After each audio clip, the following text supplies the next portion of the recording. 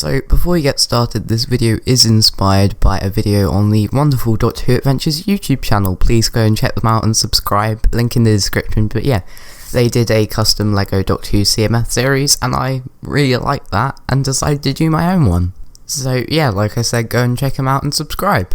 Now let's get on with the video. So if you hadn't already gathered, this video is on a custom LEGO Doctor Who CMF series, based primarily on series 12. If this video does well, then I will do ones on other Doctors series as well. But yeah, I just want to do the latest series to stay up to date. But yeah, series 12 has some interesting characters, so I'll just get on with the figures. So the first figure in the series is, of course, the 13th Doctor, and she comes in her costume that she was in Spyfall Parts 1 and 2 in the lovely tuxedo, and her accessory is her sonic screwdriver. Her hair is from, I believe, a LEGO Friends figure, which is slightly odd for a minifigure, but I'm sure if this was ever to be made as an actual figure, it should be fine. So the second figure is the Master, as he appears in his lovely purple costume in Spyfall Part 2, Ascension of the Cybermen and As Timeless Children.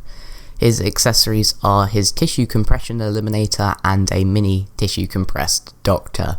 Next up we have the second Doctor in the series, and this is of course the Fugitive Doctor as played by Jo Martin, and this is of course based off her look from Fugitive with the Judoon and the Timeless Children. Her accessory is the fire alarm thing that she broke the glass to become a Time Lord again.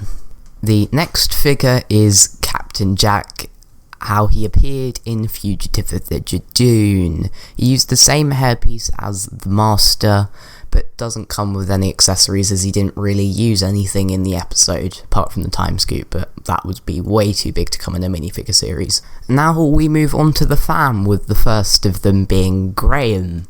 Granted, definitely not my best figure I've done, that facial expression is slightly on the creepy side. He comes in, of course, his tuxedo outfit from Spyfall Part 1 and 2, and I don't know whether you can see, but on the bottom of his feet there are tiny pink highlights to represent his laser shoes. The next one of the fam is Ryan Sinclair, don't you dare, and he comes in his outfit, as of course in Spyfall Part 1 and Part 2, the tuxedo, and he doesn't come with any accessories. I considered giving him his rocket launcher cufflinks, but they weren't in the episodes for very long and I couldn't think of a way to actually give them to him. But yeah, he's just a standard figure. He uses Finn's hair from Star Wars, and he actually has a very similar face print to Finn as well. And completing off the trio we have Yasmin Khan, who comes in, again, her outfit from Spyfall Part 1 and Part 2, which is the nice sequin jacket. Again, no accessories for her. I don't know what accessories she could really come with, and her hair is the same one as Ray's. She doesn't have her hair styled like this at this point in the episode, but this was the most accurate hairpiece I could find for her at any point in the episode, and it just looked really good. Next in the series we have a Kasavan, and it uses a standard minifigure legs, body, arms, hands, all that. The only new mould would be the head, and the whole thing would just come in a translucent plastic to represent their sort of glowing. Next up is Daniel Barton, doesn't have a hairpiece, his only accessory is a 1x2 tile representing his phone. Representing Orphan 55 we have a Dreg, and this is my first of Doctor Who jokes. His accessory is a missing poster for Benny. I couldn't resist putting that one in. I promise there are no more cringy jokes like that for the rest of the video, and a new mould would be needed for the head.